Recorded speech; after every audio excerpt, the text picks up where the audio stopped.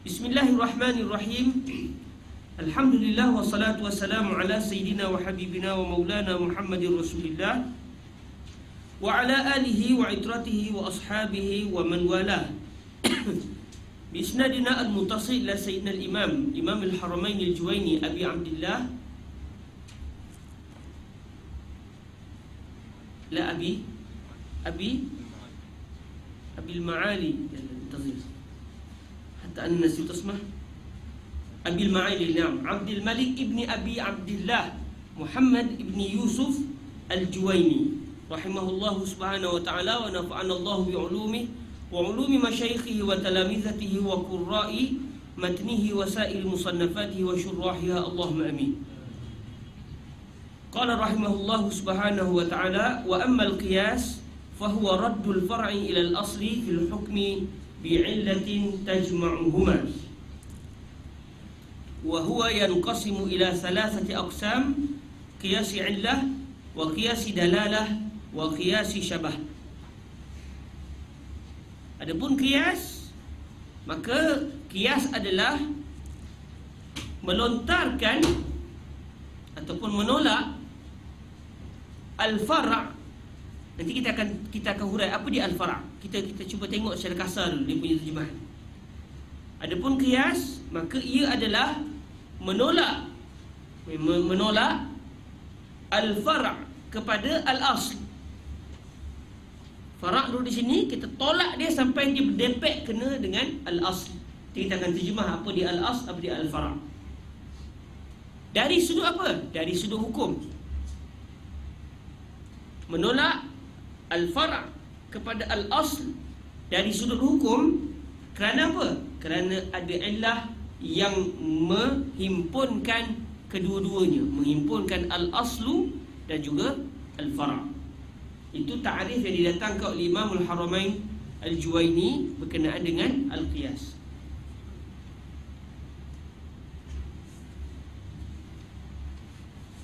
Okey, jadi para hadirin rahmati Allah, daripada ta'rif ini Imam al-Haramain telah menyebut di sana ada 4 rukun dalam qiyas. 4 rukun dalam al-qiyas. Disebut di sini al-far'u, al-aslu, kemudian hukmul asli dan juga illah. Ada 4 di sini disebut ya. Qiyas adalah kita menolak al-far'u kepada al-asl dari sudut hukum. Kerana apa? Kerana ada illah yang menggabungkan kedua-duanya, yang menghimpunkan al-aslu dan juga al-far'u. Baik, ma huwa al-far'u wa ma huwa al-aslu? Baik, بكلام مختصر نقول الأصل هو الحكم الفقهي الذي علم حكمه. Okay? الفرع الفقهي الذي علم حكمه. Kasar-kasarnya lah kalau kita nak mudah cerita. Satu perbahasan fiqh yang sudah diketahui hukumnya. Manakala al-far'u yang dimasukkan di sini pula adalah al-far'ul fiqhi allazi la yu'lam hukmuh. Okey? Jadi ada satu masalah fiqh yang sudah diketahui hukumnya secara direct dengan nas. Ada nas daripada Al-Quran dan juga hadis menjelaskan bahawa perbahasan ini hukumnya gini. Okey? Baik. Maka masalah fiqh yang sudah diketahui hukumnya itu dinamakan sebagai al-asl dalam qiyas. Dinamakan sebagai al-asl. Ini istilah Manakala al-far' adalah al-mas'alah al-jadidah allati lam yanussa al-hadis wala al-Quran ala hukmih maskut anhu. Law fatahna al-Quran wa fatahna al-ahadith an-nabawiyyah asy-syarifah ma wajadna anna Allah wa anna Rasulullah sallallahu alaihi wa alihi wasallam dzakara hukma hadha al-far' al-jadid. Jadi hukumnya tidak diketahui direct daripada Al-Quran dan juga hadis. Maka ketika itu dia punya hukum apa? Takkan dia tak ada hukum, mesti ada hukumnya. Maka kerana itulah kita ambil, okey, awak benda baru Zaman Nabi tak berlaku lagi awak ni. Okey, saya tolak awak kepada satu hukum lama yang diketahui hukumnya. Jadi awak akan ditepekkan kepada hukum lama. Lalu masalah lama yang sudah berhukum itu, hukum itu akan kena juga kepada awak yang baru ni. Jadi masalah baru yang tidak diketahui hukum, di sana ada masalah lama yang sudah diketahui hukum. Lalu masalah baru yang tidak diketahui hukum, kita tolak dia sehingga dia akhirnya pergi kepada hukum lama, kepada masalah lain yang sudah diketahui hukumnya. Lalu akhirnya kita samakan hukum masalah lama dengan masalah baru. Sebab apa? Kerana dia ada persamaan, dia ada illah, dia ada sebab, yang sebab itu ada pada kedua-duanya tadi. Macam kita sebut di mukadimah tadi ya, masalah katakan at-talaffuz bin niyah. Bila kita buka Al-Quran tak ada, kita buka hadis Rasulullah sallallahu alaihi wasallam secara khusus, hal hunak hadis dalla ala anna Rasul alaihi salatu wassalam qabla salati wa qabla ihramihi talaffaza bin niyah. Qara'na al-Bukhari ma wajadna, qara'na Muslim kadzalik, qara'na Sunan Abi Daud kadzalik, wa fattashna al-ahadith hadisan ma wajadna, wa lam yasil ilaina anna hunaka hadisan dalla sarahatan ala anna an-nabiy sallallahu alaihi wa alihi wasallam talaffaza bin niyyah. Tayyib, idzan law ana talaffaztu bin niyyah qabla ihrami, ma hukmu talaffuzi? Maka masalah baru tak dibincangkan oleh sahabat Nabi alaihi salatu wassalam, wala fil Quran wala fil hadis. Jadi dia dianggap satu masalah baru. Okey, kita nak cek dalam Quran tak ada, dalam hadis tak ada. Dan kita ni orang yang ada pendirian ilmu, kita bukan ikut style yang mudah. Quran ada tak ada, hadis tak ada, bidah. Itu cara yang mudah, itu usul fiqh mudah yang tidak perlu kepada ijtihad. Allah yanus la, Al-Rasul hal hunaka hadis la, khalas, yani bidah. Kullu bidah dalalah wa kullu dalalah finnar. Itu satu kaedah yang mudah yang tidak perlukan kepada ketekunan dalam ilmu usul fiqh. Siapa-siapa boleh jadi mujtahid begitu, alhamdulillah. Namun kita tidak ambil konsep tu. Konsep kita la yalzam min adami dilalah wujudud dilalah ala al-adam. Tak semestinya bila tidak ada dalil menunjukkan bahawa tak boleh benda tu. Tidak semestinya bila tidak ada dalil bahawa itu adalah dalil bahawa benda tidak boleh, tidak wujud. La yalzam min adami dilalati wujudud dilalati ala al-adam. Nahnu lasna min hadhihi at-tawaif. Jadi apa pendirian kita? Okey, kita pun cek. Ada tak masalah lain yang bukan isunya talaffuz bin niyyah fi salah? Walakin wajadna baina al-mas'alah al-jadidah wa baina mas'alah ukhra ka'anna hunaka syai'an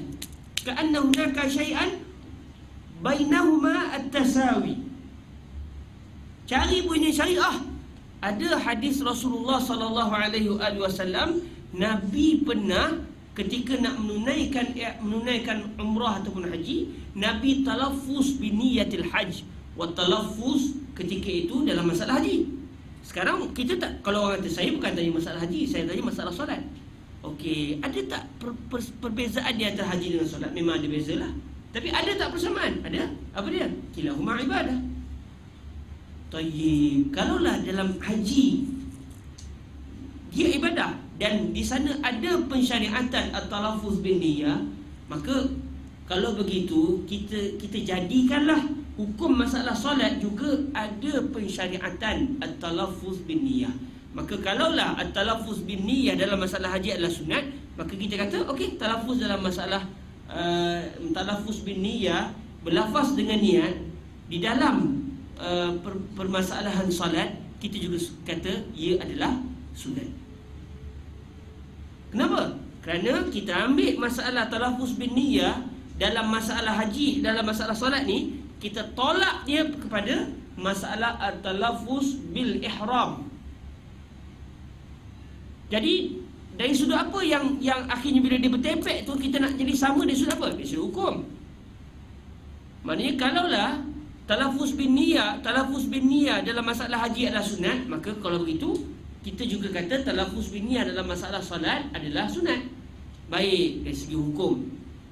Kenapa? Kerana ada persamaan. Apa persamaan yang menggabungkan di antara dua masalah yang berbeza ini? Kedua-duanya adalah ibadah. Maka ketika itu kita telah pun menolak masalah baru, kita tolak dia sampai dia kena bertepek dengan masalah lama. Dari sudut apa yang kita nak samakan? Dari sudut hukum. Masalah lama dah ada hukum, masalah baru tak ada hukum secara khusus. Kenapa yang kita nak samakan? Kerana ada persamaan, ada illah, ada sebab yang menggabungkan kedua-dua masalah yang berbeza ini. Maka itulah yang dinamakan sebagai al-qiyas. Banyaklah kalau kita bincang masalah qiyas ni, kalau dalam perbahasan fiqh banyak. Qiyasan ala kaza wa kaza, kalau kita buka kitab fiqh banyak. Dalam masalah baru pun, sebagai contoh kalau orang bincang dalam masalah-masalah yang timbul baru-baru kan, akan ditimbulkan isu qiyas. Contoh, kalaulah satu orang itu dia suami isteri, tapi dia nak dapat baby secara cara biasa tak boleh. Isteri sakit sebagai contoh, ataupun suami sakit. Jadi doktor pun isteri pula rahimnya tak kuat, kalau ni boleh gugur. Jadi doktor kata gini, kamu ni isteri satu je ke isteri dua? Dia kata bukan dua, tiga. Wow, doktor kata ada tiga. Okey, ginilah kata, tanya isteri yang kedua atau yang ketiga, setuju tak kalau apa namanya, benih lelaki, benih suami ni kita senyawakan dengan benih isteri yang rahim dia tak kuat tadi. Kita senyawakan di luar secara makmal. Kemudian bila dia dah okey, dia dah hidup, kita tumpang rahim isteri kedua tu isteri ketiga. Tanya dia setuju tak setuju. Akhirnya tanya isteri kedua, tanya isteri ketiga, macam mana? Isteri kedua kata saya nak. Isteri kata tak, saya yang nak. Bergaduh dia berdua pula. Akhirnya setelah bergaduh, kita pun tanya fuqaha, macam mana ni? Jadi bila berlaku isu-isu begini, antara jalan penyelesaiannya adalah al-qur'ah. Buatlah apa namanya, undian. Buat undi. Akhirnya dalam pengundian itu jatuh undi itu kepada isteri yang kedua. Okey? Jadi kita kata khalas, kita buat mengundi ni, ini bukan hazal laisa biyadi, innahu biyadillah. Idzan Allah huwa allazi ikhtaraki anti ya zaujati ats-tsaniyah. Okey? Ini contoh ya, dan tak ada kaitan. Orang belakang jangan marah. InsyaAllah setia ya, satu je kan. Ini contoh, dia terfikir, kita tak ada ancam dalam rumah. Kita kena jaga tu. Jangan buat main, tak boleh masuk rumah nanti. Ganih di luar je kan. Depan rumah takut kan. Okey. Jadi akhirnya isteri kedua setuju. Doktor pun ambil lah benih lelaki dan benih isteri pertama tadi yang telah disenyawakan secara makmal dan ditepekkan ke rahim isteri yang kedua. Akhirnya alhamdulillah jadi okey, molek, membesar dan akhirnya sampailah hari bersalin dan akhirnya keluarlah baby seketul. Alhamdulillah sihat semua. Baik. Siapa ibu dia? Mestilah ibu dia isteri yang kedua. Isteri yang pertama. Siapa bapa dia? Mestilah si suami dia, kan? Okey, habis si isteri yang kedua tu dia ada benda tak? Ke dia kira tak ada benda dari segi hukum? Fuqaha bincang, adakah dia juga boleh dianggap sebagai ibu? Nak kata dia ibu tak betul juga, sebab dia bukannya pemilik benih perempuan tu. Pemilik benih wanita adalah isteri pertama. Nak kata dia bapa, semestinya bukan. Baik, sekarang ni dia tu amda. Amda dia tu kan. Dia ada tak kesan, dia ada tak hubungan dengan si anak yang lahir? Ke dia tu ma'alish, gitu ya. Ma'alish da'wah mafish hagah, ma'alish. Syukran jazilan bas kan. Bila fuqaha bincang, seakan-akan dia ada sedikit persamaan dengan ar-radha'ah. Sebab dia berkongsi zat dia, makanan kepada si janin. Kalaulah akhir fuqaha bincang, okey, kalaulah dengan seseorang minum 5 kali susu kan, 5 kali minum susu, dengan seorang perempuan ajnabi, akhirnya perempuan ajnabi itu menjadi ibu susuan. Dalam mazhab kita 5 kali susu, 5 kali kenyang. Orang Melayu kata 5 kali kenyang. Tahu mana dia kenyang? Pernah tanya si baby tu, anta khalas? Syab'an? Khalas. Tak ada. Jadi ini dipertikaikan oleh Syekh Said Syantuk ketika baca perbahasan ni. Orang dah sebut 5 kali kenyang. Siapa yang kenyang? Baby itulah. Tahu mana dia kenyang? Jadi sebenarnya lebih tepat 5 kali susuan. 5 kali susuan. Dalam masa yang sama fuqaha bincanglah dia menyusu tu sampai dia zahir menunjukkan dia kenyang. Sebab dia sendiri tidak memberitahu kepada kita dia kenyang. Contoh dia ni, dia galik tengok kucing, dia pun tengok kucing berhenti. Dia pun berhenti 2-3 minit, lepas tu dia sambung. Adakah itu 2 kali susuan? Itu perbahasan fiqh yang kita tinggalkan lah. Okey, kalau tidak, tak baca lah kita warakat ni. Okey, selesai daripada itu, fuqaha kata kalaulah 5 kali susuan menyebabkan ibu susu yang dia hanya memberikan susu, dia sudah menjadi ibu susuan, maka famin babi aula untuk isteri kedua itu menjadi seperti ibu susuan kepada si anak tadi. Kerana dia bukan sekadar memberikan zat susu, bahkan lebih daripada itu. Janin tu berkongsi darah, berkongsi zat sepanjang 9 bulan tu, semua makanan dia daripada perut kawan tadi. Okey, daripada dinding uterus, uterus apa? Lupa dah saiz, lama dah tinggal. Dinding uterus. Lupa. Saya khilaf dia tu tak kisahlah tu kan. Dinding rahim lah, mudah cerita orang Melayu kita kata dinding rahim. Dinding uterus dah rasa, kalau tak silap lah. Betul kan ada sebab budak medik sini? Atau yang sains dah dapat 1 kan, sains SPM dulu. Maknanya kalau kita kata ya akhi anta ja'altahu kal murdi', hal hunaka hadis? Hal hunaka dalilu min al-Qur'an wa sunnah? La. Tayyib, idzan anta qad hakamta bi syai'in biduni dalil. Naqulu la, hunaka dalil wa huwa al-qiyas wal qiyas hujjah. Ittafaqa ahlu sunnah ala hujjatil qiyas. Jadi kalau kamu menolak qiyas, maknanya kamu terkeluar daripada manhaj Ahlussunnah wal Jamaah. Kerana Ahlussunnah wal Jamaah menerima qiyas. Yang menolak qiyasnya siapa? An-Nazam dari kalangan Mu'tazilah yang menolak qiyas. Jadi itu di antara contoh perbahasan-perbahasan baru yang fuqaha kita bincang. Dan juga dibincangkanlah contoh, boleh tak digunakan pelbagai perbahasan-perbahasan baru. Kalau dalam masalah ibu tumpang tadi timbulkan juga soalan, boleh tak kita main pilih mana-mana ibu yang lain? Ibu-ibu yang lain, itu juga dibincangkan oleh para fuqaha kita. Baik. Jadi al-qiyas peranannya adalah memastikan masalah-masalah baru yang tidak warid padanya Al-Quran dan juga hadis akan tetap ada hukumnya. Jadi itu peranan al-qiyas, itu peranan al-qiyas. Contoh kalau kita nak timbulkan lagi perbahasan. Kebetulan dalam tajuk tesis saya ada satu perbahasan, iaitu berkenaan dengan boleh tak seorang yang dia ada susu, dia jual susu dia.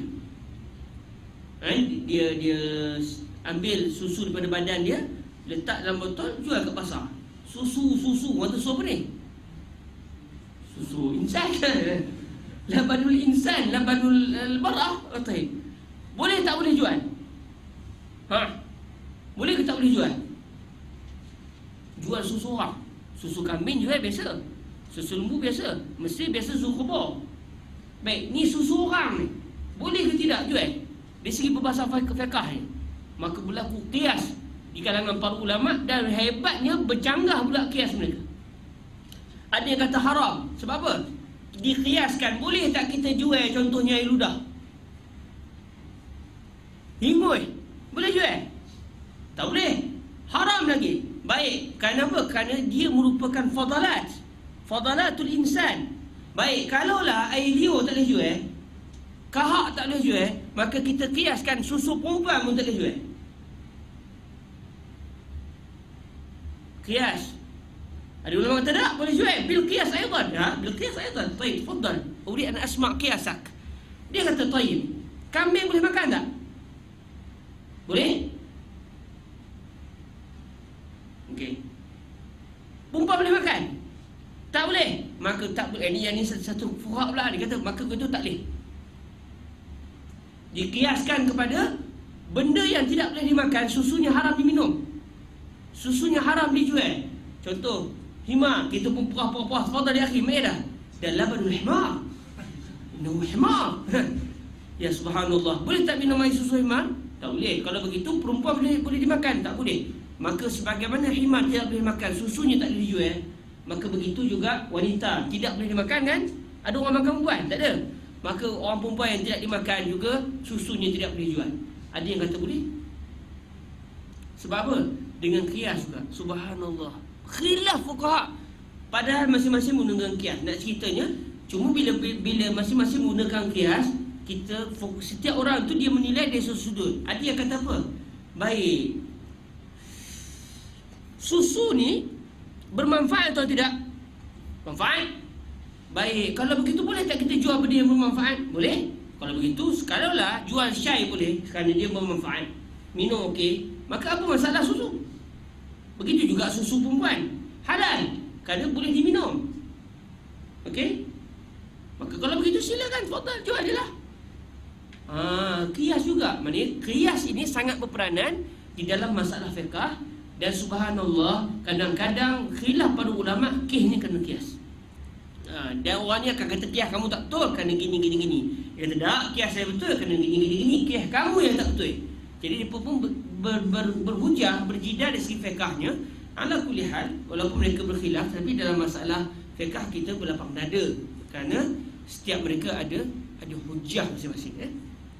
Baik, itulah al-qiyas. Wa amma al-qiyas fa huwa raddu al-far'i ila al-asli fil hukmi bi'illatin tajma'uhuma. Maka dia ada 4 perkara. Yang pertama al-aslu. Apa dia al-aslu? Masalah fiqh yang sudah ada hukum. Contoh, kalau kita buat contoh masalah bayi tumpang tadi, kan? Jadi masalah lama yang ada hukum tu apa dia? Masalah lama yang sudah ada hukum dalam masalah bayi tumpang. Tumpang ke dinding uterus isteri kedua. Masalah lama dia masalah apa? Ar-radha'ah. Perempuan yang menyusu. Okey? Masalah baru dia masalah apa? Masalah baru yang tak ada hukum direct daripada Al-Quran dan juga hadis.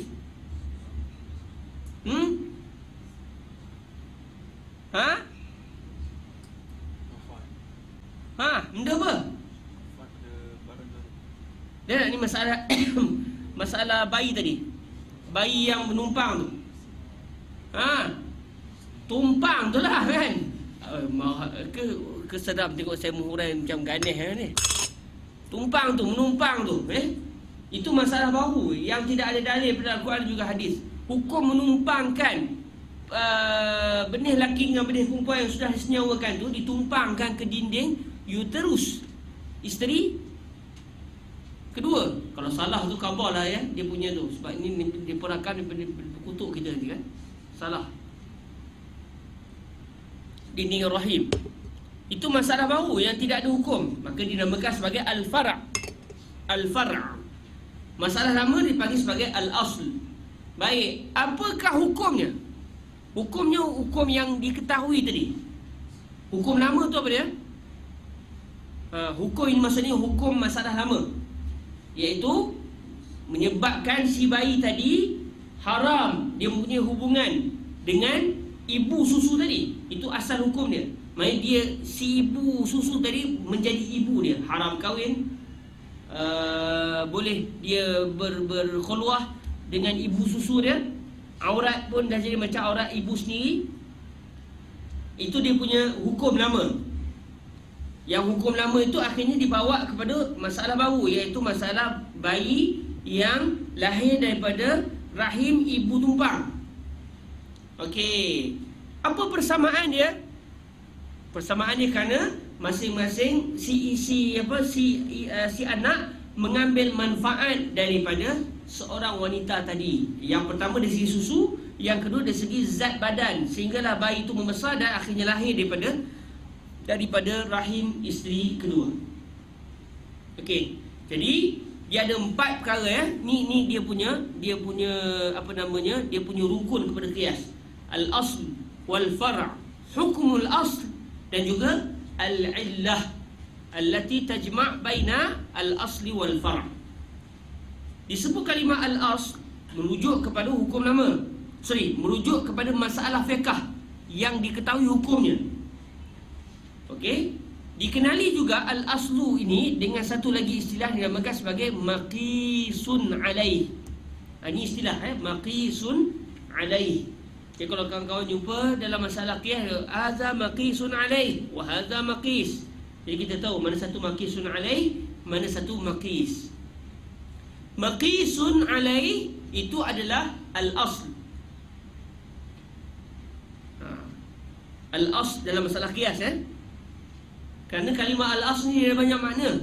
Tapi dalam perbahasan qiyas disebut wa fi mas'alatil qiyas anna al-asl li hadhihi al-mas'alah kaza wa kaza wa kaza. Taulah kita al-aslu yang dimasukkan adalah maqisun alaihi. Maksudnya pada dialah qiyas ditepekkan kepadanya. Dialah yang benda lama, benda baru dibawa kepadanya. Maqisun alaihi, benda lama yang benda baru dikiaskan ke atas dia, disamakan dengannya. Maqisun alaih sama makna dengan al-asl. Baik, al-far'u pula juga dikenali dengan istilah maqis, yang dikiaskan. Baik, dia tak diketahui hukum, maka dia itu yang jatuh pada hukum kias. Dia tu hukumnya sabit dengan sebab kias. Contoh dalam masalah bayi yang ditepekkan di rahim tadi, yang menjadi maqis adalah hubungan di antara ibu yang melahirkan tadi, ibu tumpang yang melahirkan tadi dengan si anak. Itu sebagai maqisun. Manakala maqisun alaih pula adalah ar-radha'ah, hukum menyusu asal yang diketahui hukum. Manakala hukum pula dalam masalah qiyas yang disebut fil hukmi, ay fi hukmi al-maqis alaih, kerana yang diketahui hukumnya secara asalnya adalah masalah lama tadi. Kerana hukumnya diketahui terus daripada Al-Quran dan juga hadis. Manakala benda baru tak diketahui hukum, setelah dibuat proses qiyas, barulah kita tahu hukum kepada masalah baru. Bi'illatin tajma'u. Illah ni kita iktifar sebagai sebab lah. Sebab yang menggabungkan, yang menyebabkan kita boleh menyamakan benda baru dengan benda lama. Alhamdulillah, selesai. Baik, kita masuk kepada taqsim al-qiyas. Qala rahimahullah subhanahu wa ta'ala wa huwa yanqasimu ila thalathati aqsam. Qiyasi illatin wa qiyasi dalalatin, boleh juga dibaca dilalatin, wa qiyasi syabahin. Boleh juga kot dari segi nahwu qiyasu lah. Ustaz Anam kata bahawa ni Ustaz Anam telah dihujani dengan soalan yang banyak dalam tatbiq nahwi. Wa huwa yanqasimu ila thalathati aqsamin qiyasi illatin. Boleh juga lah kot dari segi nahwunya qiyasu illatin dengan takdir awwaluha qiyasu illatin. Innamal i'rab bin niyat. I'rab tu dengan niat. Idza sahal makna sahal i'rab. Katanya Habib Hasan Kah, innamal i'rabu bin niyat wa innamal likulli imri'in ma nawa. Rawahul Bukhari. Yang kedua itulah yang pertama tu hadisun maudhu'. Sahihul makna, innamal i'rabu bin niyyat, idza sahal makna sahal i'rab. Wa huwa yanqasim, wa huwa di sini siapa dia? Wa huwa ni hebat kita Arab ni, dia banyak dhamir, dan di situlah akan menyebabkan seseorang yang baca kita Arab, dia akan kita akan trace dia tu, kita akan dapat detect dia ni orang yang baca secara halu ke baca ikut dan ni. Wa huwa ni siapa? Huwa ni idza sahal makna sahal i'rab, qiyas. Jangan kata kita balik kepada yang paling hampir sekali, iaitu tajma'uhuma. Ay wa tajma'uhuma yanqasimu ila thalathati aqsam. Khalas, innaka anta dhalun mudil. Min al-ahsan alla taqra. Wa huwa ay wal qiyas yanqasimu ila thalathati aqsam. Qiyas terbahagi kepada tiga bahagian: qiyas illah, qiyas dalalah, qiyas syabah. Ni nama, ni istilah. Qiyas illah, qiyas dalalah, qiyas syabah. Kalau kita nak terjemahkan qiyas illah, qiyas illah. Qiyas dalalah, qiyas pendalilan. Tapi dia istilah dia istilah. Qiyas syabah, qiyas persamaan. Kan dia pening tu. Sebab tu saya tidak setuju kalau istilah ini diterjemahkan. Lebih baik dikekalkan istilah. Sebab kitab ni bukan dibaca untuk orang kampung. Dia dibaca kepada talibul ilmi. Baik, qala rahimahullah, fa qiyasul illah. Syekh Said selalu tanya, fa ni fa apa? Faul fasihah. Kerana setiap huruf tu dia ada makna dia. Iza sahal makna sahal i'rab. Kata Syekh Said, kamu nak tahu satu makna tu betul tak betul? Umpama seperti seorang tukang masak. Masak rasa, kena tak kena? Kalau okey sedap gila tu. Kadang-kadang satu makna tu boleh jadi satu huruf tu boleh jadi sampai 2-3 makna. Semuanya sedap. Okey lah tu, kan? Semuanya betul. Fa di sini dia dinamakan sebagai faul fasihah kerana dia menjelaskan soalan yang tersembunyi. Fasihah ni makna fasih, benda yang yubayyin, benda yang menjelaskan. Asal dia bila kita tanya, bila kita sebut qiyas terbahagi pada 3, qiyas dilalah, qiyas illah, qiyas syabah. Orang tanya qiyas illah tu benda. Ma huwa qiyasul illah? Maka bila soalan itu mungkin akan ditimbulkan, lalu pengarang sebut fa qiyasul illah. Makna dia apa? In kunta iza aradta an ta'rif makna qiyasul illah fa aqulu laka qiyasul illah ma kanatil illatu fihi mujibatan. Jadi fa itu dia punya makna sudia punya panjang. Sekiranya kamu nak tahu apakah dia qiyas illah, maka saya nak bagi tahu kepada kamu qiyas illah adalah diam. Fa je. Jangan main-main bahasa Arab Fa qiyasul illah mudah Melayu maka qiyas illah.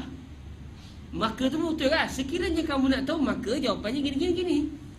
Maka di situ maka fasihah maka fasihah. Fa qiyasul illah, qiyas illah ni apa dia? Maka natil illatu fihi mujibatan. Ma ni kita dah belajar kan sebelum ni.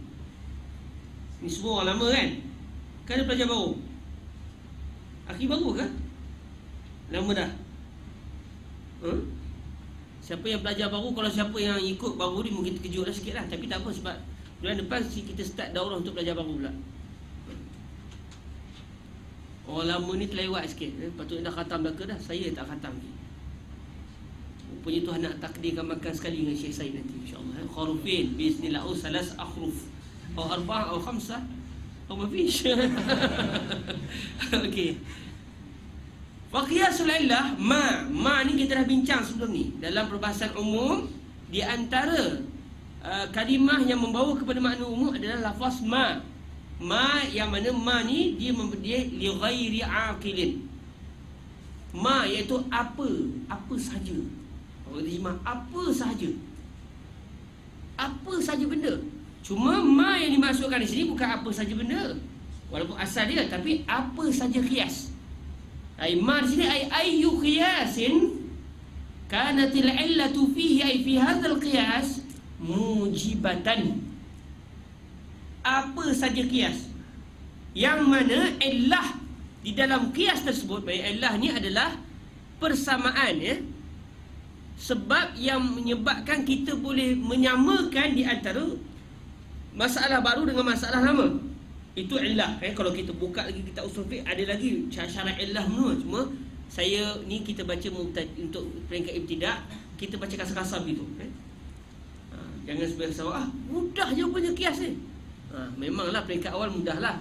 Tapi selepas ni semakin mencabar dan semakin kita rasa nak mendalami sedalam. InsyaAllah 4 tahun lepas ni jadi alim biiznillah. Maka natil illah fihi, sebarang kias yang mana illah yang ada di dalam kias tersebut mujibatan, mewajibkan. Siapa yang mewajibkan tu? Siapa yang mewajibkan? Al-illah. Maksudnya kanatil illatu fihi mujibatan. Jadi kalau segi nahunya, illah tu dia adalah isim kanat. Manakala khabar kanat adalah mujibatan. Jadi idza kanatil illatu wa hiya ay wa hadhihi al-illah mawjuda fi fil qiyas, idza kanat hadhihi al-illah mujibatan ay mujibatan, mewajibkan. Mewajibkan apa? Mewajibkan sembahyang? Bukan. Mewajibkan apa? Mewajibkan kepada hukum. Mujibatan ay mujibatan lil hukm.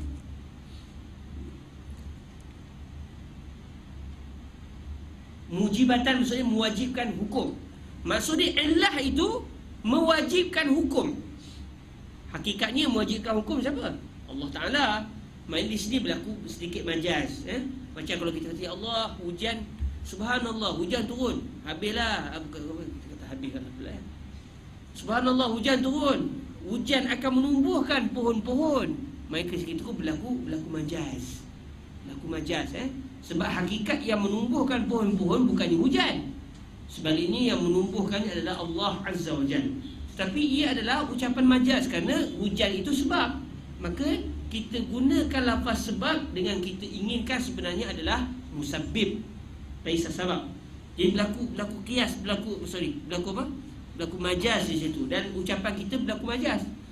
Kan? Alhamdulillah ubat ni menyembuhkan sakit saya. Jadi ada setengah orang dia tak boleh nak tak syirik Syekh.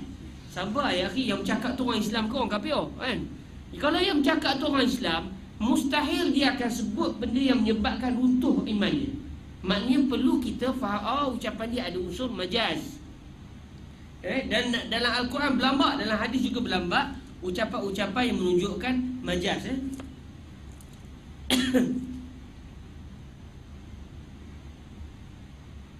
Okey, apabila illah yang ada dalam satu kias itu mewajibkan hukum, illah yang ada tu memestikan secara akal yang sihatnya, memestikan hukum tu wujud. Akal tak boleh terima kalau illah patutnya begini, patutnya hukum ni, tiba benda baru ni hukum dia lain pula. Kita tak boleh terima lah. Akal something lah. Maknanya kalaulah begitu keadaannya, maka qiyas itu dinamakan sebagai qiyasu al-illah. Lianna al-illah ka'anna al-illah ma'al hukmi lazim wa malzum. Idza wujidat al-illah yani صعب. كيف يعني الحكم يتخلف عن هذه العلة. Okey? Contoh dia apa? Contohnya kata para ulama. Contoh begini. Kita kalau belajar usul fiqh mesti kita akan jumpa contoh ni. Wala taqul lahumā uff. Wala taqul lahumā uff. Jangan cakap kan? Contoh kadang-kadang setengahan mesti kita kecil dulu lah. Mesti ada pengalaman. Nak pula kalau duduk flat tingkat 2, tingkat 3, tiba mak kata, abang pergi kedai entah beli cabai.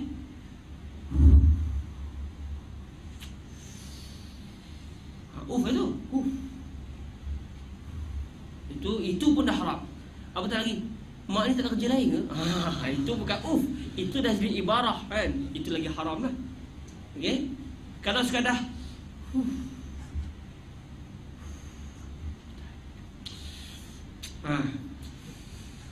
itu semua adalah makna Dia kalimah tu tadajjur. Kalimah tak puas hati kan? Tension. Tapi masih lagi tak berbunyi. Tapi kalau mak pergilah. Mak tu lagi afdal. Yang tu bukan lagi, tu lebih asyad minal asyad minal ta'fif. Okey, maknanya di sini wala taqul lahumā menunjukkan haram untuk kita melafazkan sebarang reaksi yang menunjukkan tak puas hati dengan makna juga ya. Jerit lagi-lagilah. Baik, satu orang dia pergi, dia bukan kita lah, orang lain. Dia punya geram dengan ayah dia. Ayah dia suruh asyik menyuruh. Dia tak cakap banyak dari itu. Ayah dia suruh pergi ke ayah dia, cekik ayah dia. Puas hati tu ayah dia. Terus dia takut dengan dia. Ayah dia dah tua kan. Terus dia tak berani dah.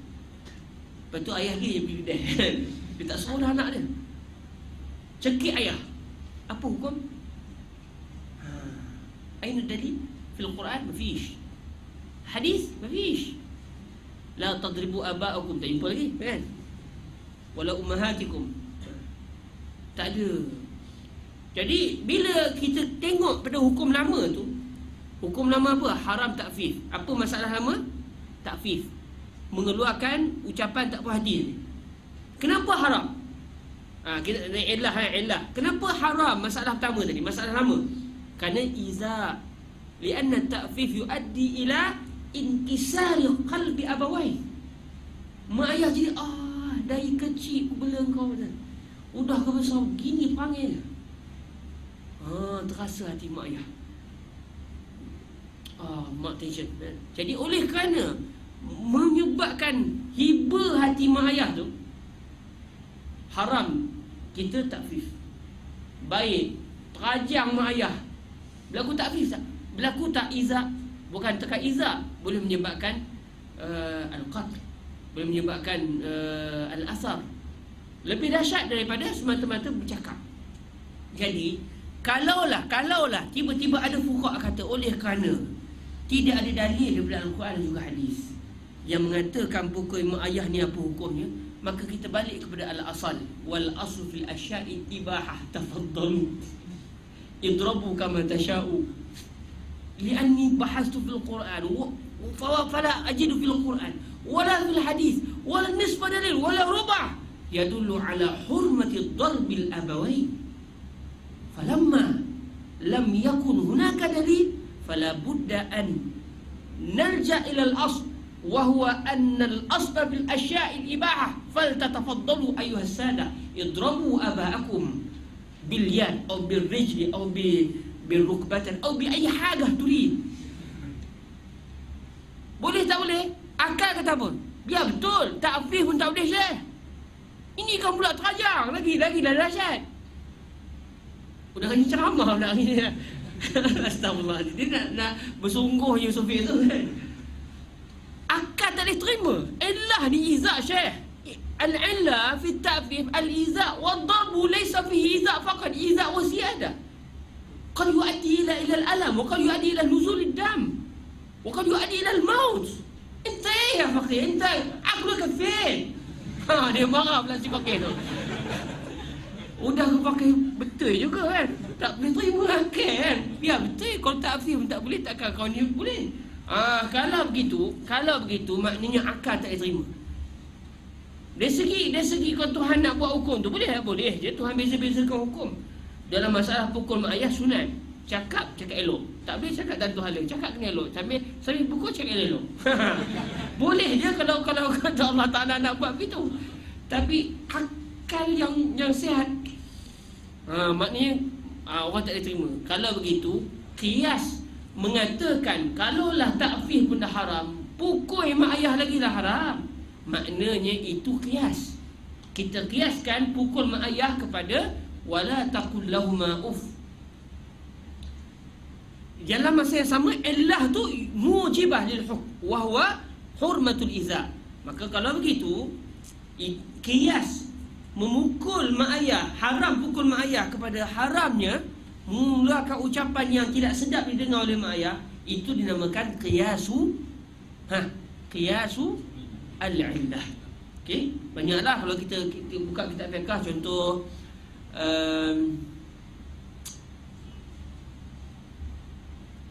Nabi pernah sebut, saya terlupa hadisnya.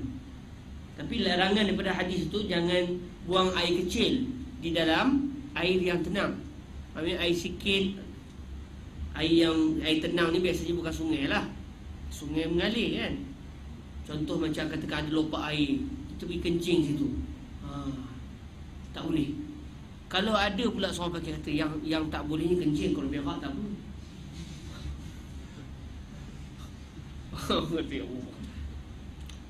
معليش انت صعب انت والله لا كثير علي والله صعب يعني البول لا يجوز نعم لان هناك حديث طيب شكرا اما الغائط لا الغائط يجوز يا شيخ يا شيخ انه ماء كبير وهو هناك ماء صغير. Kalau bahasa Melayu kita lah, air kecil, air besar.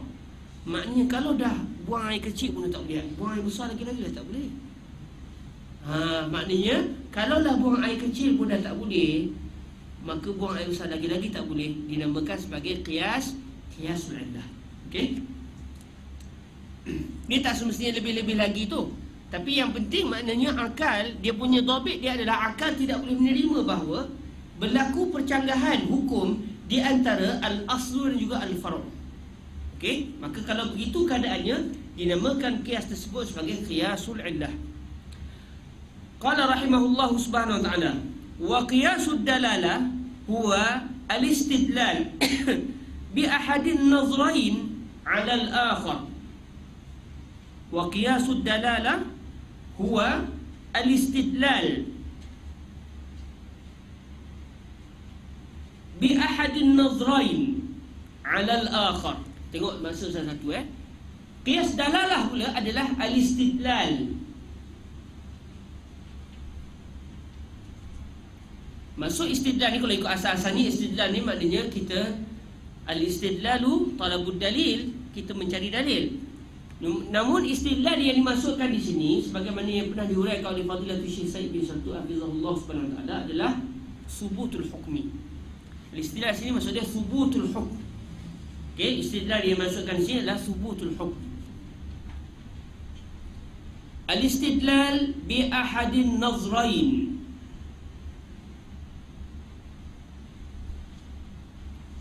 Kita menjadikan hukum itu sabit.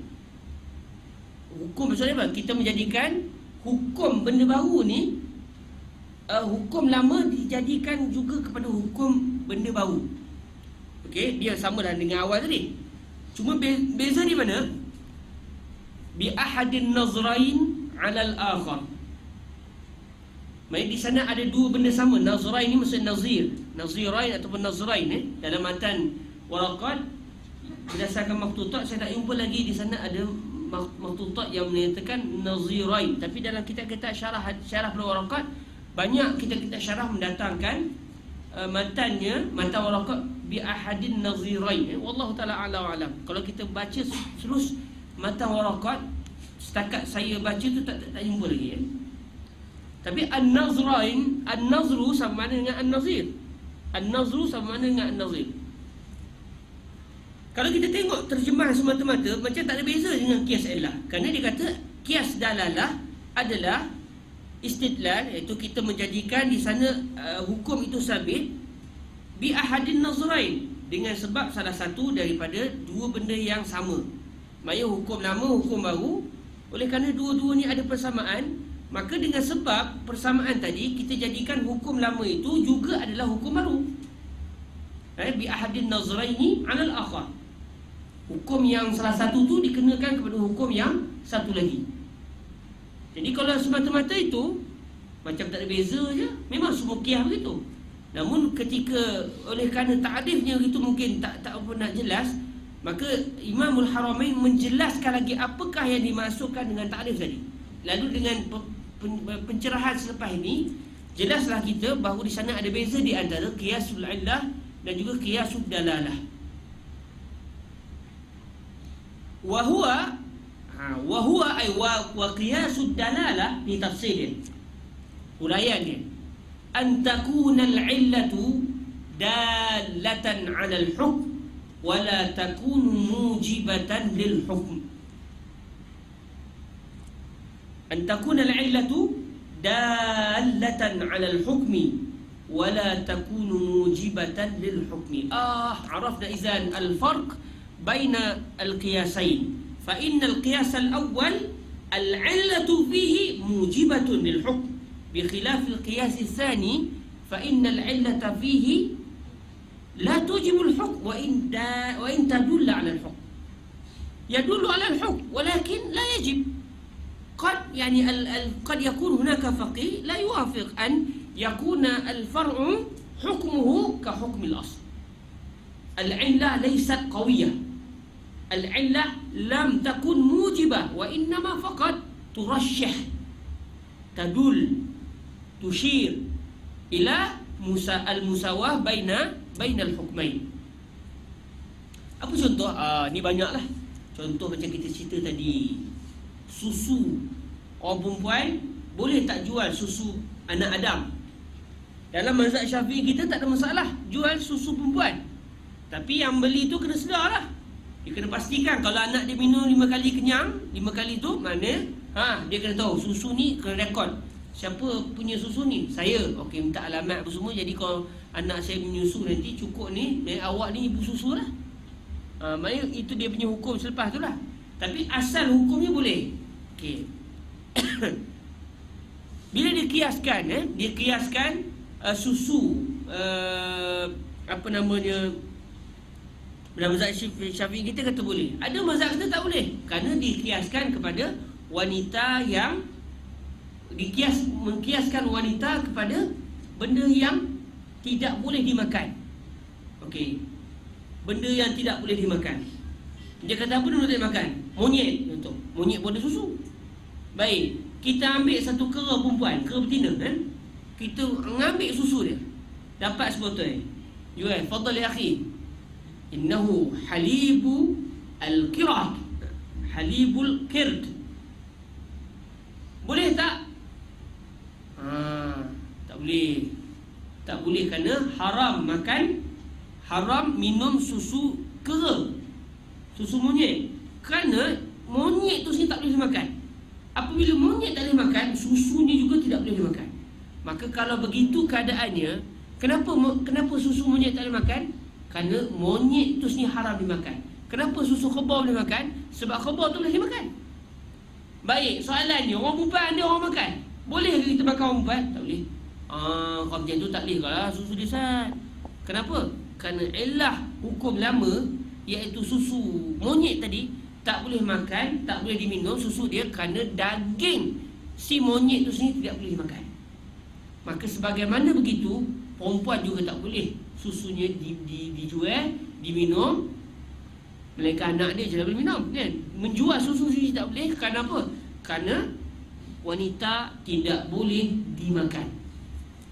Baik, kalau kita dengar tu agak-agak kita terima satu patut tak? Ke kita kata ya ke? Betul ke? Yalah, kalau kita bincang dari segi makan tak makan monyet tu, memanglah kita tak makan monyet, memang kita tak makan orang perempuan. Tapi susu dia tu anak dia makan. Anak dia makan, lepas tu dia bermanfaat. Bukannya benda tak manfaat. Benda manfaat, jual air soya boleh? Boleh. Susu tak manfaat? Manfaat. Lepas tu kenapa susu tak boleh? Yang kita bercerita dia boleh makan, tak boleh makan benda. Kita akal tu masih lagi masih lagi tak apa, mana kau dengar tu betul lah 100%. Tak ada. Tak macam takfir tadi. Share. Pukul mak ayah lagi tak boleh share. Sebab kalau cakap semata-mata lafaz pun dah haram, pukul lagi lah. Betul lah. Tak ada orang kata ya ke? Tak ada orang kata ya ke, melainkan memang yang sebut ya ke tu dia memang jahat lah, memang suka nak pukul mak ayah dia. Maknanya qiyas illah, akal yang waras tak boleh terima perbezaan hukum di antara al-asl dan juga al-far'u.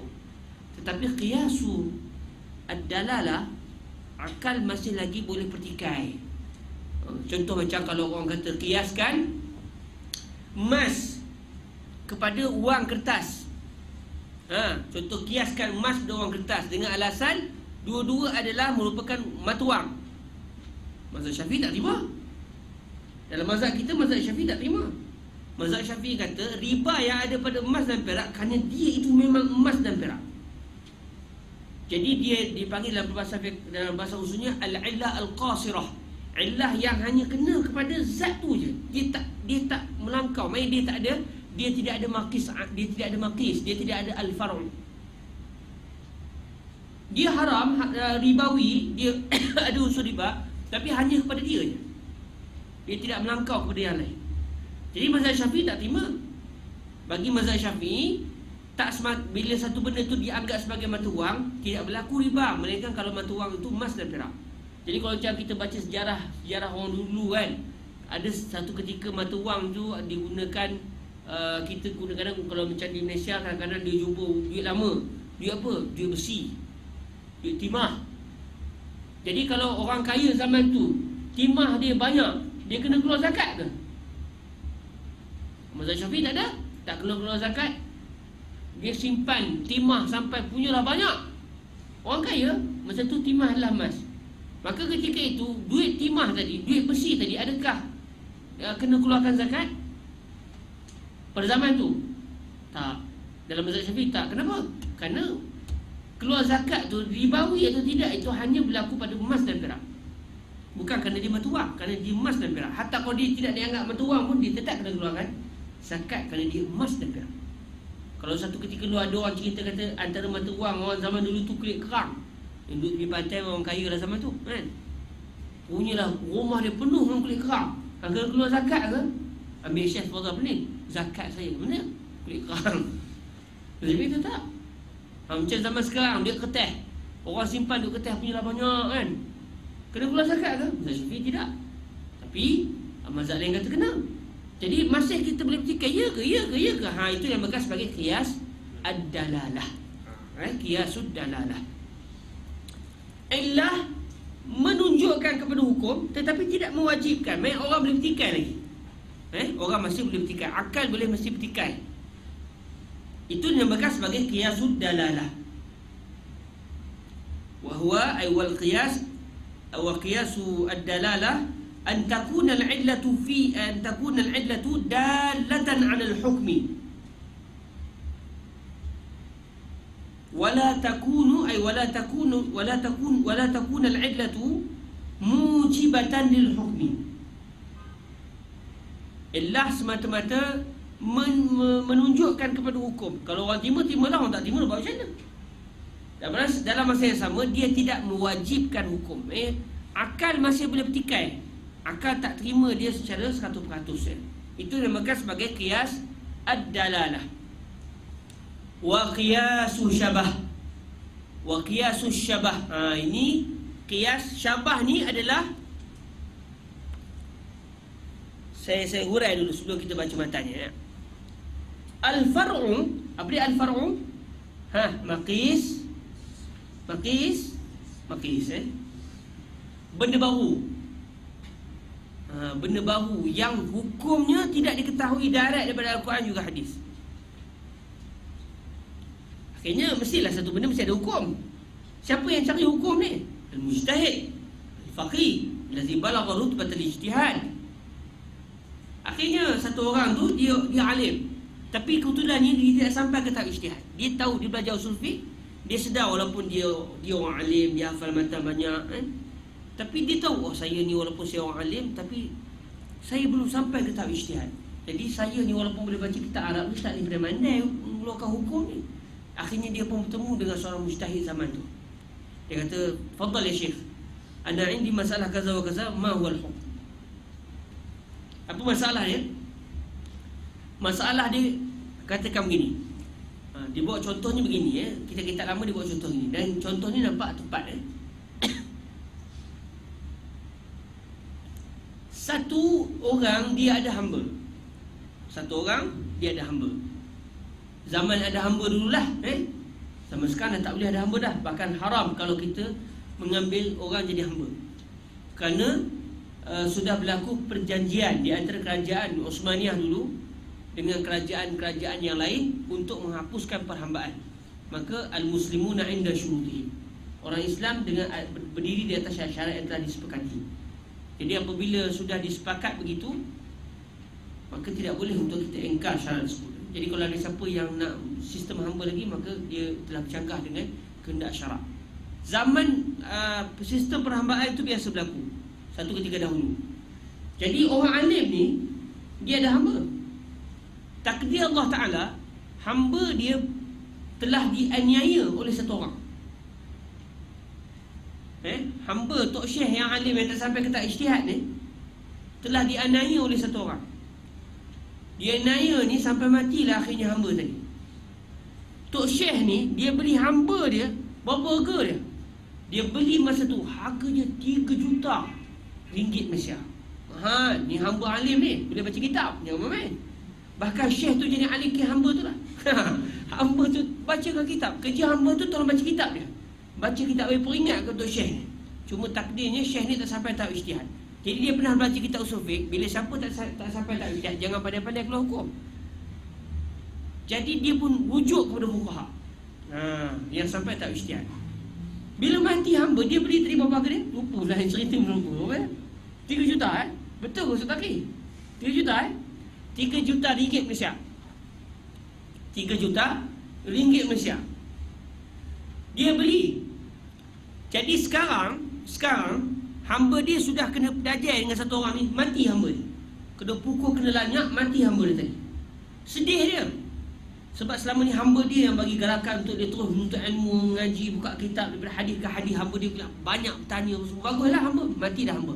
Mana nak cari hamba begitu kan? Jadi masalahnya dia nak tuntut ganti balik.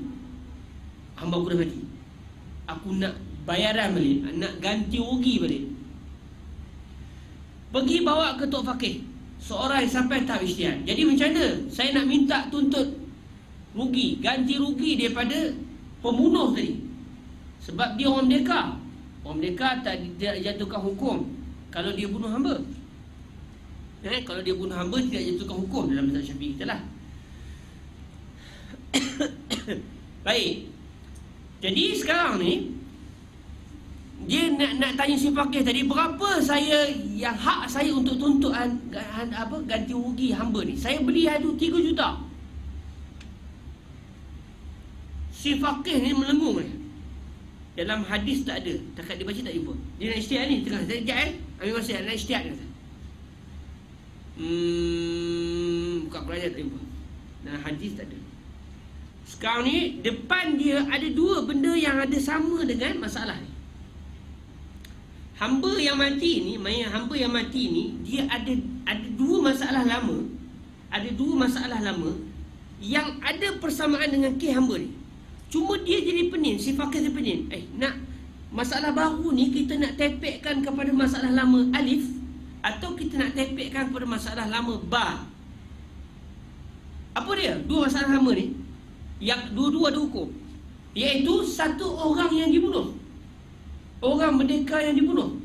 Satu orang merdeka yang dibunuh, apa hukum asal dia? Qisas. Baik, kalau keluarga tu maafkan, keluarga si mati maafkan, apa hukum seterusnya pula? Diat. Berapa diat? 100 ekor unta. Ikutlah harga dia. Dan sebagian ulama kata kalau tempat tu tak unta, 1000 dinar. Ustaz Bilal, ada handset? Tengah hakam. Siapa ada handset sekarang ni? Tolong kira sekejap. Nak buka harga emas masa tu nampak macam power pula Kita kiaslah. 1 dinar dulu, zaman dalam 3-4 tahun dulu, 1 dinar lebih kurang RM700 Malaysia.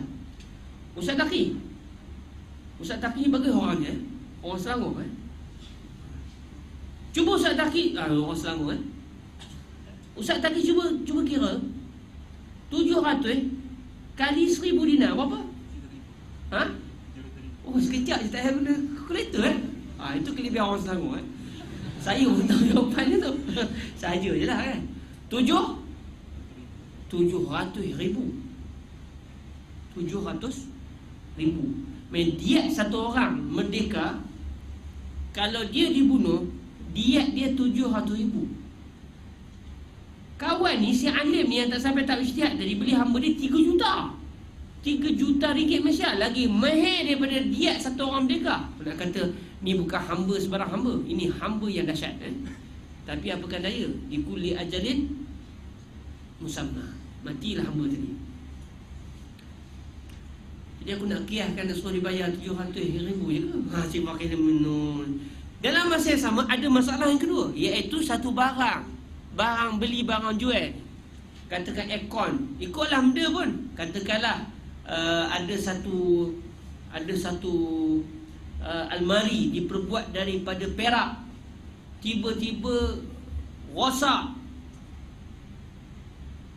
Yang merosak tu kena ganti balik. Berapa yang kena ganti? Harga benda tu, nilai benda yang dirosakkan. Katakan kawan tu beli kuda, katakan satu masalah baru satu orang dia beli kuda. Kuda ni kuda yang bernasab pula tu. Sebab saya dengar di Langkawi tu, Tun Mahathir kita dia ada beli seekor kuda.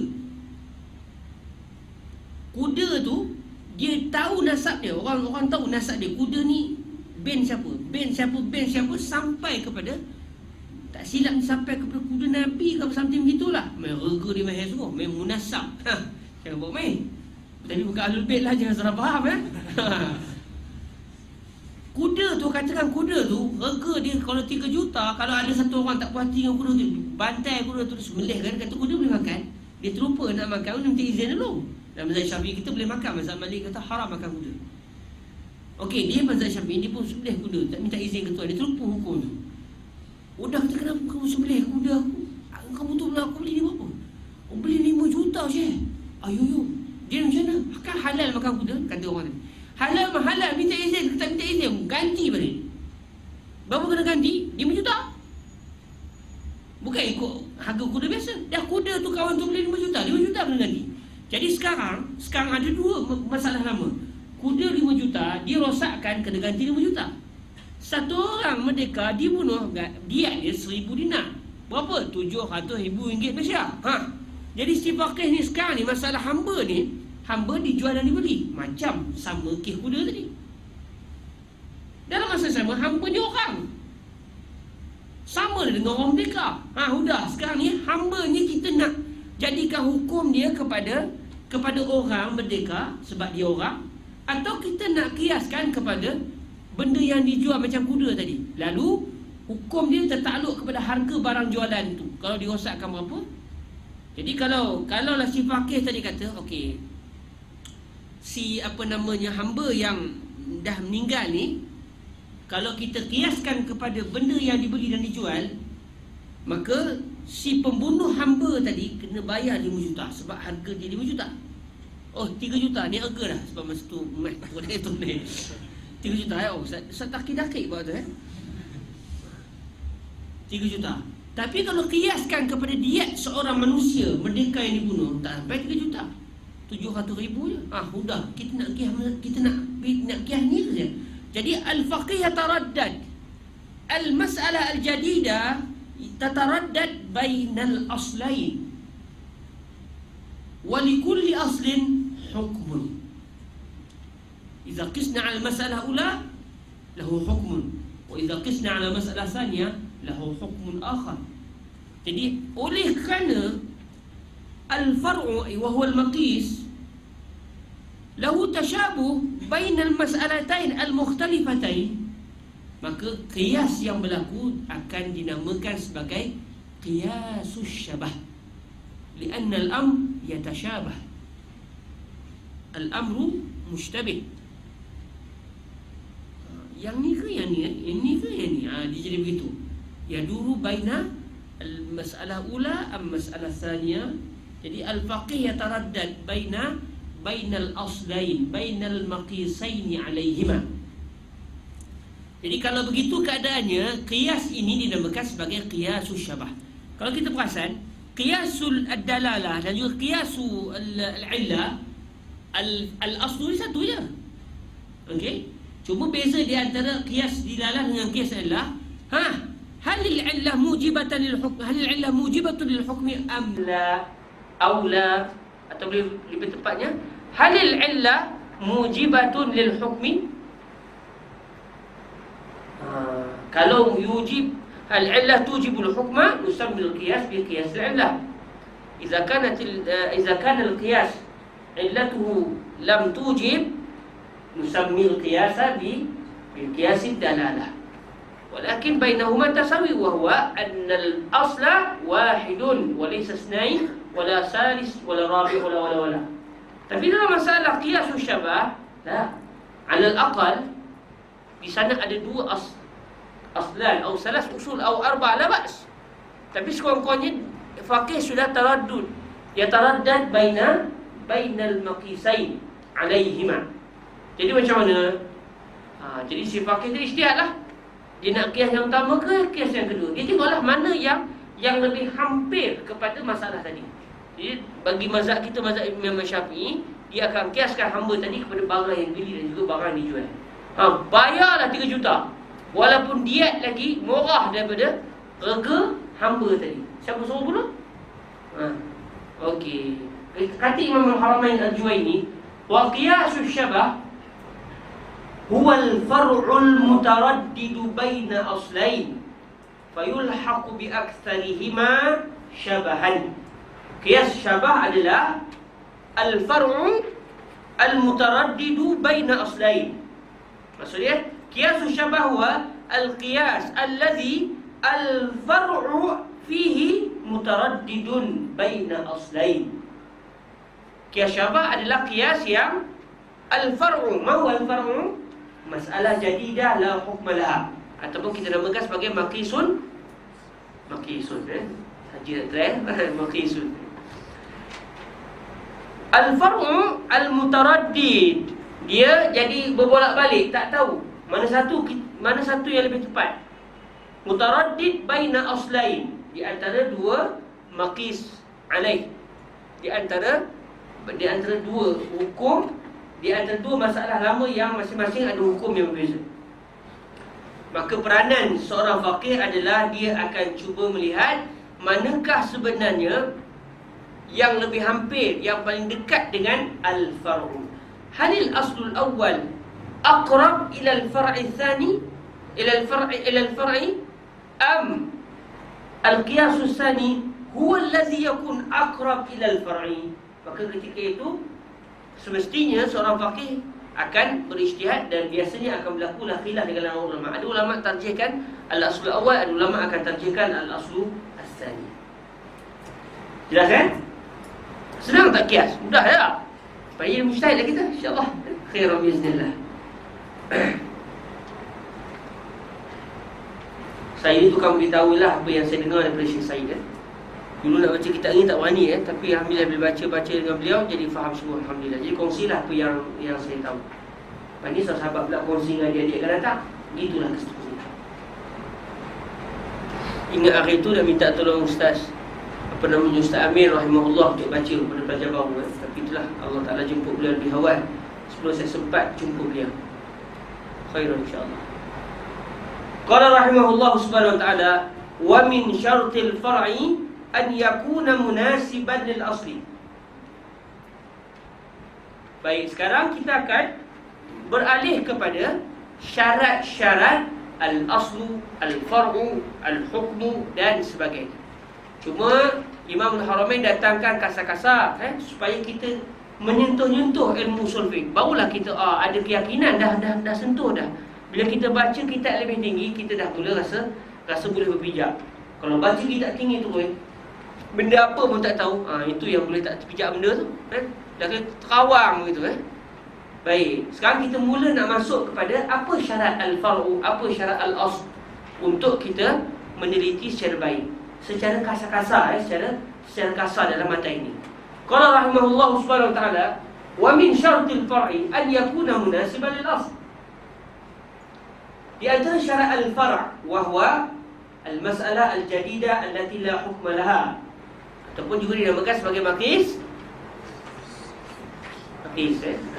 Bukan maqis, jangan salah faham lah. Al-maqis. Wa min syartil al-far'i ay wa min syartil maqis an yakuna munasiban lil asl. Hendaklah dia tu ada munasabah dengan al-asl. Dia tu ada persamaan dengan al-asl. Kalau tak sama, macam mana kita nak kias? Tak? Okey, satu orang kata, ya akhi, minum air ni, apa hukum dia? Harus. Okey, kalau begitu, saya kata begitu juga sebenarnya kalau kita nak mengair ikan, maka juga harus. Apa? Ikan lain? Oh, ikan hidup air. Minum air boleh? Boleh? Kau macam tu? Minum air boleh? Mengair ikan pun boleh Apa munasabah? Munasabah ikan lain. Ya akhi, betul lah ikan air, tapi apa munasabah di antara halal minum air dengan mengair ikan? Betul ikan air. Apa munasabah? Maknanya mazratan. Hazal far'u la yasluh an yakuna far'an. La yasluh an yakuna far'an li'annahu la yunasibul asl. Kalau dia kata, ya akhi, ni air apa? Ni air yansun. Air yansun. Baik, air ni tak boleh nak buat wudu. Sebab apa? Sama dengan air mustamal. Ada munasabah. Ada munasabah. Sebab dia bukan mak mutlak. Ada munasabah. Tapi macam keh ikan tadi ada munasabah. Keh kerana dia layar je. Habis tu ketan boleh tak? Sebab air tak. Ketan dua alam orang boleh buat main. Tak jelas. Sebab tidak ada munasabah di antara al-asl dan juga al-far'. Wa min syartil far'i an yakuna munasiban lil asl.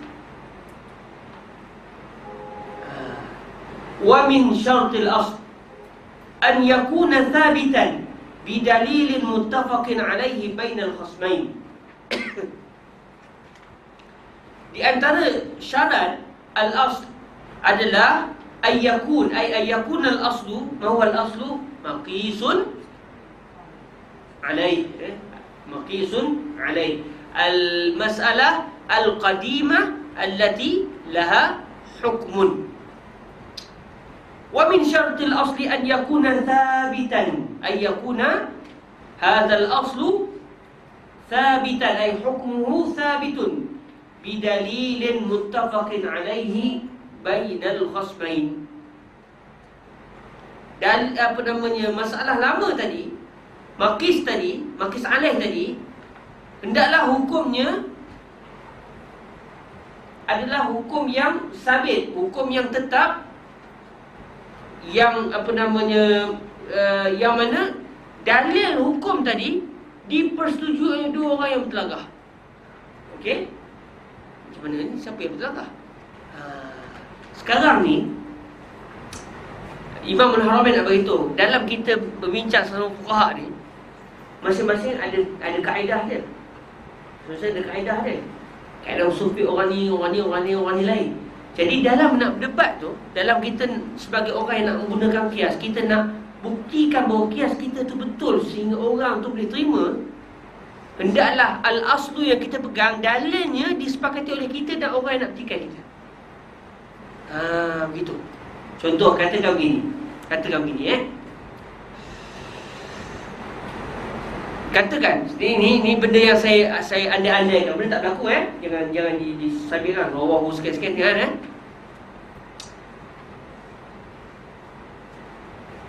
Katakan ada satu masalah baru, ikutlah masalah baru pun kan, yang kita tak tahu hukum. Lalu kita pun kata kepada sahabat kita, hukum masalah baru ni macam satu hukum yang ada hukum ni, masalah lama yang ada hukum ni. Orang tanya, apa hukumnya? Kita kata hukumnya wajib. Apa dalilnya? Qaul sahabat. Katakan, saya buat contoh katakan satu contoh. Kita katakan ada sahabat Nabi pernah sebut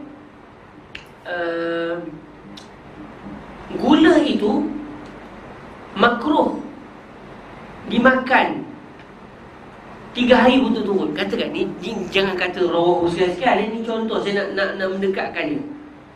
Ada seorang sahabat Nabi dengan sanad yang sahih mengatakan, ini contoh jangan kau kata sanad sahih lagi.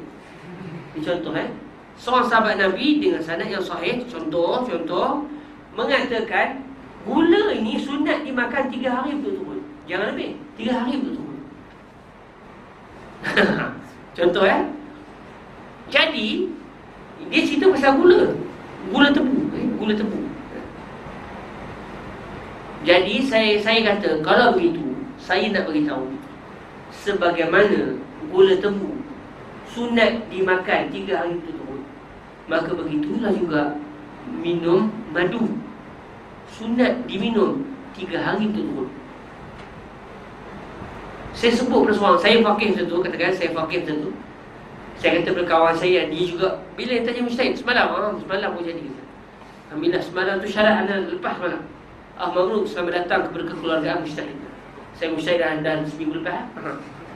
Dia baru jadi mujtahid. Bila mujtahid dia tak ikut cakap saya juga tak ikut cakap dia. Li'anna al-mujtahid la budda an yajtahid wa la yajuzu lahu an yuqallid. Jadi saya kata, ya akhi, ada satu masalah ni, dia tanya Intan punya pendapat macam mana. Masalah apa? Masalahnya, apa hukum makan, apa hukum minum madu 3 hari betul-betul? Mujtahid yang baru jadi mujtahid 2-3 hari lepas. Dia tanya mujtahid macam mana Syekh? Yelah, sabarlah, tak mujtahid. Imam Malik orang tanya 40 soalan, bukan semua boleh jawab masa tu. Dia perlu kajian. Sekarang anda tak teringat nanti lah, anda balik anda sampai mujtahid dah kan? Kata yang mujtahid baru ni. Okeylah, entah kajilah, dia kata dia. Tapi anda nak bagi tahu kat entah. Apa dia? Dia kata, anda nak bagi tahu kat entah, ijtihad anda mengatakan sunat minum madu 3 hari betul-betul. Dia kata, apa dalil dia? Mesti tanya dalil kan? Dia mujtahid. Mujtahid berhak tanya dalil. Muqallid tak tanya dalil. Muqallid tujuan tukar muqallid tanya apa hukum, bukan tanya dalil. Zaman sekarang terbalik kan? Orang diajar apa dalil? Itu yang Syekh Said pernah cerita tu. Satu orang pergi ke Darul Ifta. Dia tanya apa hukum, apa namanya, faedah bank Mesir, Darul Ifta Masriyah dengan ijtihad Darul Ifta mengatakan faedah bank tu, apa faedah cakap Melayu? Dividen, bukan dividen, interest. Interest, bunga, orang Melayu kata bunga. Bunga yang bank bagi tu, interest tu, bukan dividen. Dividen memang tak ada masalah pada asalnya. Isunya pada interest tu. Interest bank itu tidak haram. Kebanyakan yang dipegang haram lah. Di Malaysia pun pegang haram semua, tapi di Mesir pegang tidak haram. Sehingga kadang-kadang ada orang salah faham, kata ulama Al-Azhar menghalalkan riba. Itu salah faham tu, tidak dakik. Azhar ajar kita dakik. Sampai dulu orang pernah tomah Syekh Said Tontawi rahimahullah, kata Syekh Said Tontawi menghalalkan riba. Sampai dalam ceramah-ceramah di Malaysia pun kata, Mesir ulama'nya hebat, tapi ada ulama Al-Azhar, Syekhul Azhar, saya pernah dengar sakit hati semua, menghalalkan riba. Inikah Islam? Apa dia tengah ceramah, sedap lah kawan tu. Salah faham. Syekh, siapa yang mengatakan riba halal bukan cakap haram? Kapiak. Orang Kedah kata kapiak, keluar dari agama Islam. Kerana Allah Ta'ala jelas-jelas mengatakan wa ahallallahu al-bai' wa harrama riba. Wa harrama riba. Adakah wa harrama ay yustahabbu riba? Harrama yani yukrah. Harrama yani yajib. Ya, anta aqlaka fin. Haram yani haram khalas. Sarih murih. Siapa kata riba halal, keluar dari agama Islam. Melainkan kalau dia bawa masuk Islam lah, dia tak baca lagi ayat tu, khalas dia ma'zur. Ataupun dia tinggal jauh dari ulama, tak pernah dengar ayat tu. Tapi kalau mana ada orang akan kata riba dia halal, tak boleh tu, kerana ma'lum minan din bil darurah. Jadi kalau Syekhul Azhar atau siapa saja kata riba tu halal, bukan cakap haram, keluar dari agama Islam. Melainkan kalau dia kena paksa, itulah cerita lah. Itu mahkamah yang akan putuskan lah. Kenapa Syekh tak kata riba halal? Anda sebenarnya dipaksa, kalau tidak anda akan dibunuh. Makanya tak payah tak ma'zur. Itu tugas mahkamah nak menentukan dia keluar jatuh Islam atau tidak. Tapi asalnya ucapan ini membawa kepada riddah. Manakala Syekh Said At-Tantawi rahimahullah mengatakan riba itu haram, tapi faedah bank bukan riba. Kan beza tu. Isunya faedah bank tu riba atau tidak? Riba haram. Kalau kita kata faedah bank riba, maka haram faedah bank. Tapi kalau kita kata faedah bank bukan riba, maka dia tidak haram. Jadi yang dipegang oleh Darul Ifta Al-Masriyah mengatakan faedah bank bukan riba. Jadi ada orang tu datang ke Darul Ifta tanya, apa hukum faedah bank? Syekh Said jawab berdasarkan ijtihad di Darul Ifta, faedah bank tidak haram. Kata bank ni dalil. Bank ni dalil. Ni orang awam ni diajar. Ni sebenarnya dari satu sudut bagus ajar, dia sebut sadar dalil kan. Tapi dari satu sudut yang lain, dia mengajar al-jur'ah 'alal ulama. Sebab bukan semua orang faham dalil. Dia tanya fi'in dalil, Syekh Said kata, hunaka hadis rawahu Ibn Shaltun fi musnadihi bi sanadihi al-muttasil ila Rasulillah sallallahu alaihi wa alihi wasallam annahu qala fawaidul bunuk halal, alaikum bi fawaidil bunuk fa innahu halalun balal. Saya ingat lagi nas dia begitu. Nas hadis maudhu'nya begitu kan. Alaikum bi fawaidil bunuk, hendaklah kamu berpegang teguh dengan faedah bank. Fa innahu halal. Faedah bank itu adalah halal. Jadi dia dengar tu, hunaka hadis, lihat nas yaqul haram, hadis tu sahih. Syukur Syekh. Dia pun seronok, dia pun nak keluar. Syekh tengok dia nak keluar, Syekh tak. Ijlis. Awalan, hal hunaka musnad Ibn Shaltun? Ana Ibn Shaltun. ثانيا, هل هناك فائدة؟ هل هناك البنك في عصر رسول الله؟ Jadi Syekh saya nak beritahu kepada kita bahawa masalah orang awam kadang-kadang dia tak tahu, dia tak boleh kenal pasti apa dia dalil, apa dia bukan dalil. Hatta kalau kita bagi dia hadis sahih sekalipun, istinbat itu memerlukan kepakaran, memerlukan kepada penelitian. Dan ia bukan tugas orang awam. Patut tugas orang awam, ustaz hukum apa ustaz? Begini, okey, syukran. Kalau dia ustaz boleh tahu tak ustaz apa dalil ustaz? Kalau ustaz tu dah terang-terang. Tapi masalah hari ni, apa dalil tak? Itu tugas mujtahid. Okey, balik pada cerita kita. Oleh kerana kawan yang baru jadi mujtahid tadi, balik isu tadi, isu maju tadi. Dia baru jadi mujtahid dan dia wajib berijtihad. Dia kata, "Ma'alish, ana qabla yawmin, na'am, ana uqallid kalam al-mujtahid. Walakin ana al-an min al-mujtahidin, fayahrum alayya an uqallid." Kamu kata sunat makan madu 3 hari betul-betul. Apa dalil? Kata saya, dengan hadis dengan sanad yang sahih, bahawa seorang sahabat Nabi berkata, bukan Nabi berkata, sahabat Nabi berkata, makan gula 3 hari betul-betul adalah dituntut. Jadi saya kata, gula manis, madu manis. Kalau gula boleh dituntut 3 hari betul-betul, maka begitu juga adalah madu. Kawan dia kata, kalam Rasulullah dalam mazharatan, laisa kalam Rasulullah, kalam sahabi, wa kalam sahabi hujjah. Saya kata, wa kalam sahabi hujjah. Kata, "Ma'lish, anta lam taqra matn al-waraqat wa matn al-waraqat maktub, yani kalam sahabi laysa hujjah. Anta ma qara'ta matn al-waraqat?" Dia tanya saya. Saya kata, "Ana qara', walakin ana mazhabi laysa mazhab Imam al-Haramain. Mazhabi anna kalam sahabi hujjah." Dia kata, "Maksudnya tak, kalau saya tak terima hujah kamu, kerana dalil kamu kita berselisih. Jadi qiyas kamu saya tolak." Jadi saya tak boleh kata apa, sebab usul fiqh dia tak sama dengan usul fiqh saya. Bagi saya kalam sahabi adalah hujah, contohnya. Maka saya kiaskan masalah madu tadi kepada masalah gula. Kerana sahabat Nabi bagi tahu gula makan 3 hari dituntut. Bagi saya hujah. Bagi dia tak, kalam sahabi bukan hujah. Kalam Rasulullah baru hujah. Jadi kata Imam Al-Haramain, kalau kita nak berhadapan dengan mujtahid, kalau kita mujtahid dan dia juga mujtahid, untuk kita ikhnakan dia, hendaklah dalil kita disepakati antara kita dengan dia. Contoh, la laisa kalam sahabi, hunaka hadis Rasulullah sallallahu alaihi wasallam. Contoh, hadis Rasulullah, innahu hujjah. Jadi dia bersetuju hadis Nabi hujjah, kita bersetuju hadis Nabi hujjah. Jadi kata Imam Al-Haramain, syarat al-aslu ayyakuna sabitan bidalilin muttafaqin alaihi bainal khasmain. Di antara saya dan dia yang nak debat ni dalam masalah minum madu tadi, hendaklah dalil hukum lama itu disepakati. Tapi dalam contoh saya tadi, dalil kita tak sepakati. Dalil saya beri kalam sahabat, dalil kepada al-asl. Masalahnya kalam sahabat tidak diiktibar oleh mujtahid yang seorang tadi, maka tak kena.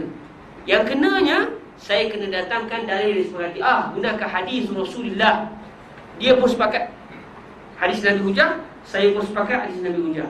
Barulah apabila al-aslu bersumberkan kepada hadis Rasulullah, barulah qiyas itu boleh disepakati.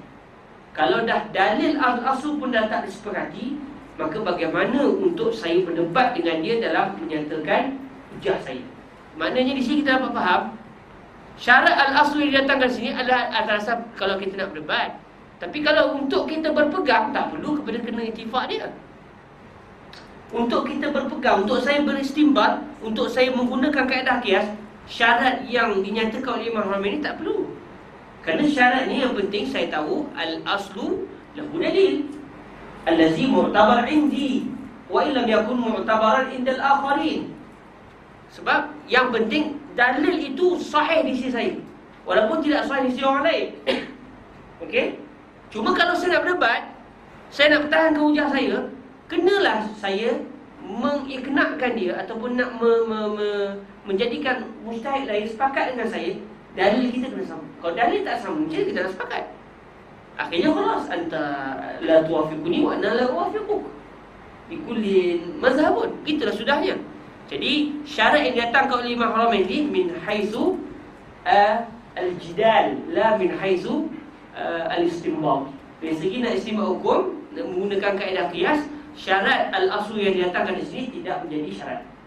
Cuma kalau kita nak iknakkan, kita nak pastikan orang terima pendapat kita, qiyas kita, hendaklah dalil kita tu, orang yang nak berdebat dengan kita tu pun dia sepakat dalil itu dalil yang sama. Contoh, kalau saya dalam masalah madu tadi, saya kiaskan kepada gula, dan dalil gula tu sunat ataupun dituntut makan 3 hari berturut kalam sahabat, maka kalau saya nak berdebat, saya nak buktikan yang kias saya betul.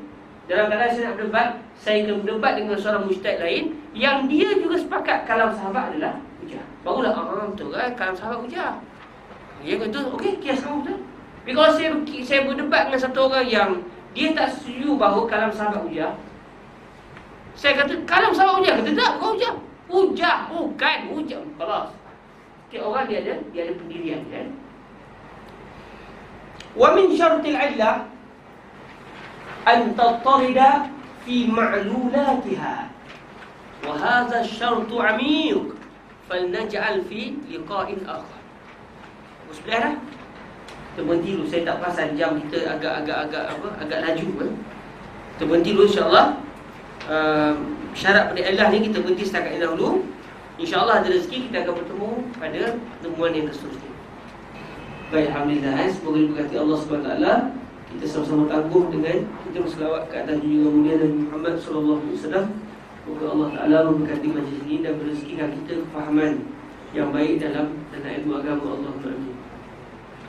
Allahumma salli afdal salatin ala as'adi makhluqatika sayyidina Muhammadin wa ala alihi wa sahbihi wa sallim adada ma'lumatika wa midada kalimatika kullama zakaraka dhakiruna wa ghafala an dhikrihil ghafilun. اللهم صل أفضل صلاة على أسعد مخلوقاتك سيدنا محمد وعلى آله وصحبه وسلم عدد معلوماتك ومداد كلماتك كلما ذكرك الذاكرون وغفل عن ذكره الغافلون. اللهم صل أفضل صلاة على أسعد مخلوقاتك سيدنا محمد وعلى آله وصحبه وسلم عدد معلوماتك ومداد كلماتك كلما ذكرك الذاكرون وغفل عن ذكره الغافلون. اللهم اجعلنا من عبادك المتقين وارزقنا فهم النبيين واشرح صدورنا يا كريم واجعلنا من عبادك الذين يرزقون حفظ القرآن وحفظ أحاديث حبيبك سيدنا ومولانا محمد صلى الله عليه وآله وسلم وحفظ العلوم الإسلامية يا الله. اللهم أمتنا وأنت راض عنا، أمتنا وأنت راض عنا، أمتنا وأنت راض عنا، أمتنا ونحن نقول لا إله إلا الله سيدنا محمد رسول الله. أمتنا واجعل يا أرحم الراحمين مقعدنا من الجنة واجعل جنتنا جنة الفردوس الأعلى مع الحبيب سيدنا ومولانا محمد رسول الله صلى الله عليه وآله وسلم. اللهم اجعلنا من عبادك التوابين وارزقنا فهم النبيين واغفر لنا ذنوبنا وذنوب آبائنا وأمهاتنا وجداتنا وأجدادنا واجعلنا يا أرحم الراحمين من عبادك الذين يدخلون الجنة بلا سابقة عذاب ولا حساب يا أرحم الراحمين. ربنا آتنا في الدنيا حسنة وفي الآخرة حسنة وقنا عذاب النار. وصلى الله على سيدنا ومولانا محمد وعلى آله وصحبه وبارك وسلم. الحمد لله رب العالمين. تقبل الله منكم. سبحانك اللهم وبحمدك أشهد أن لا إله إلا أنت أستغفرك وأتوب إليك. بسم الله الرحمن الرحيم. والعصر innal insana lafi khusr illa alladhina amanu wa 'amilus shalihat wa tawasaw bil haqq wa tawasaw bis sabr. Wassalamualaikum warahmatullahi wabarakatuh.